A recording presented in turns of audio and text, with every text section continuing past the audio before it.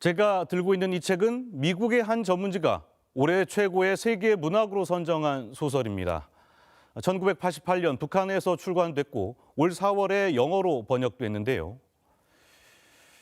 이혼이란 게 무대에서 노래 부르고 퇴장하는 것처럼 간단하지 않습니다. 남편은 저를 아주 경멸합니다. 북한 문학에서 좀처럼 볼 수 없는 사랑과 결혼, 그리고 이혼을 소재로 삼고 있는데요. 미국 전문지는 이 소설을 정치 사상적 주제에서 벗어나서 북한 주민들의 일상을 들여다볼 수 있는 계기가 됐다고 평가했습니다. 이번 주 클로저 북한에선 북한 소설이 가지는 문학적 의미를 짚어보겠습니다. 북한 인민재판소를 찾은 한 여성. 이혼 소송장에 차분하게 자신의 이름을 써내려간다. 판사 동지, 못 살겠습니다. 도저히. 그 사람하고는 생활 리듬이 통 맞질 않습니다. 지난 2001년 북한 조선중앙TV에서 방영됐던 드라마 가정의 한 장면이다. 이혼을 주제로 한 이 드라마는 방영 당시 북한 사회에서도 큰 주목을 받았다. 선반공인 석춘과 성악가수 순희, 30대인 두 남녀는 서로 사랑해 가정을 이뤘지만 얼마 지나지 않아 성격 차이로 사사건건 부딪히게 된다. 당신은 정말 말할 대상이 안 되는군요. 왜 쏴봐? 시래주 말 같지 않아? 때리라요. 저 때려보라요. 이젠 정말 같이 못 살겠어요. 결국 아내 순이가 남편을 상대로 이혼 소송을 내고 드라마는 재판 결과라는 클라이막스를 향해 달려간다. 판사 동지, 부디 간청해요. 제발 좀 이혼시켜주세요. 네. 제가 이렇게 재판시 여기까지 거춤을 판사 동지 아마 이해 못하실 겁니다.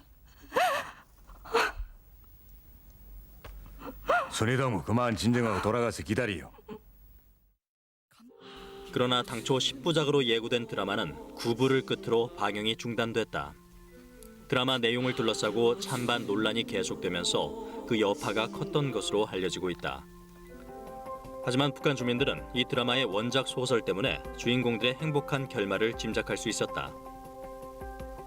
백남용 작가의 소설 벗이 바로 드라마 가정의 원작이다.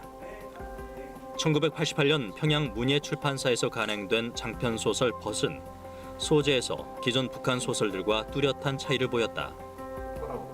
1960년대부터 북한 문학은 북한 지도자의 업적이나 지도자에 대한 충성심을 다루기 시작했다. 1967년 6월 20일 위대한 장군님의 직접적인 발기에 의하여 우리나라 문학 창작의 번복이 단위로서의 창작 집단인 4.15 문학 창작단이 창립됐습니다. 북한을 대표하는 4.15 문학 창작단 역시 김씨 일가의 영웅적 행적을 작품화하기 위해 조직화된 창작 집단. 1949년생으로 알려진 백남용 작가도 4.15 문학 창작단 소속으로 여러 편의 지도자 찬양 작품을 쓴 것으로 알려져 있다. 그 오목한 시기에 위대한 장군님께서 항명남도 인민들을 대자연개조의 장엄한 투쟁으로 불러일으키신 내용을 그리고 있습니다. 하지만 1988년에 발표한 벗은 달랐다. 병맥주를 덮여서 손님상에 놓는 떼버시 못한 촌뜨기 여자. 우린 아무래도 결합이 잘못되었어요. 생활 리듬이 맞지 않아요. 북한 주민들의 현실적이고 사실적인 감정 표현들로 이루어진 리얼리즘 문학에 가까웠던 것이다. 60년대 개인 숭배라든가 또는 이념적 경직이 되면서 수령 중시의 문학, 체제 선제의 중심이 됐다가 한 20년 그러다가 80년대 중반, 86년쯤 이제 부드러워졌어요. 자기네 체제가 안전하니까 마음도 써 좋다. 그때 나온 작품이 벗이에요. 체제를 선전하고 개인 숭배한 게 아닌 북한 주민들이 이렇게 살고 있다. 평양 주민들의 삶과 애환과 사랑과 낭만을 다룬 작품들이 그때 많이 나왔었어요. 주목할 점은 북한 소설 벗이 비슷한 시기 우리나라에서도 출간됐다는 점이다. 1990년 9월부터 1992년 10월까지 서울과 평양을 오가며 개최된 남북 고위급 회담. 한반도 해빙의 분위기에 맞춰 남과 북 서로의 문화에 대해 관심도 높아졌다. 1992년 벗이 한국에 출간되면서 북한 문학은 체제 선전물이라는 선입견도 점차 사라지기 시작했다. 이 노태우 정부 말기가 되면서 북한 바로 알기 운동이라는 게 벌어졌고 월북 작가 해금이라는 게 있었어요. 이 장치가 맞물리면서 남북한의 통일 열기가 있었고 서로 알아가는 과정. 그러니까 그중에 벗이 가장 대표적인 작품이고 지금도 읽히고 있는 유일한 작품입니다. 북쪽은 전부 딱딱하고 재미없는 체제 찬양과 선전 문학만인 줄 알았는데 그렇지 않구나. 일상생에 담겨있는 사랑과 낭만이 있다는 것을 80년대 알게 됐어요. 1994년 열린 남북 특사 교환 실무회담. 여기서 서울이 멀지 않습니다.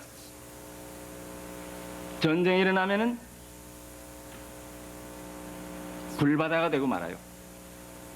아니 지금 성 선생도 아마 살아나기 어려울 게예요. 아니 가만 그걸 말이라고 합니까? 그렇기 때문에 아니 이에 대해서 그럼 우리가 가만히 있을 것 같아요? 글쎄. 북한 대표단의 불바다 발언이 나왔다. 남북 간 정치 군사적 대립이 심해지면서 문학 작품을 통해 북한 사회를 들여다볼 기회도 없어졌다. 북한 역시 고난의 행군 시기를 겪으며 김정일 국방위원장과 군의 업적을 문학 작품에 담기 시작했다. 그런데 2001년 벗이 프랑스에서 북한 문학 최초로 번역 출간되면서 주목을 받게 된다. 당시에도 벗은 체제 찬양이나 우상화에서 벗어나 연애와 결혼 등 사회 문제를 보여주는 작품으로 프랑스 언론의 관심을 끌었다. 그리고 19년이 흘러 미국 잡지 라이브러리 저널이 벗을 올해 최고의 세계 문학 중 하나로 선정하면서 작품성이 다시 한번 화제가 되고 있다. 32년 전 작품이지만 북한이라는 전체주의 체제의 일상생활을 엿볼 가치가 있는 책이라고 라이브러리 저널은 평가했다. 시간과 공간을 넘어 그 가치를 인정받는 것. 전문가들은 이것이야말로 좋은 문학이 가진 힘이라고 이야기한다. 이 문학이나 문학예술 길게 보는 거죠. 100년, 1000년을 보기도 합니다. 당장 지금 정권 2년, 3년에 뉴스에 나오는 거 이런 거는 정치 군사 영역이지 문학예술의 영역은 아니죠. 우리가 1000년째, 2000년의 작품들에 감동하는데 불과 이 작품은 30년, 40년 전 작품이 지금도 소환되기도 하고 자연스럽게 대중들한테 밑으로부터 마음으로부터 우러나오는 것이 문학예술의 특징인 것 같아요. 32년 전 이혼이라는 북한 사회 문제를 소설로 담아내 화제가 됐던 백남용 작가. 지난 10월에는 김정은 위원장의 업적을 다룬 소설 불멸의 여정 시리즈 1편 부흥을 발간했다. 북한 문학 작품들이 다시 지도자 업적 알리기에 동원되는 게 아니냐는 평가가 나오고 있다.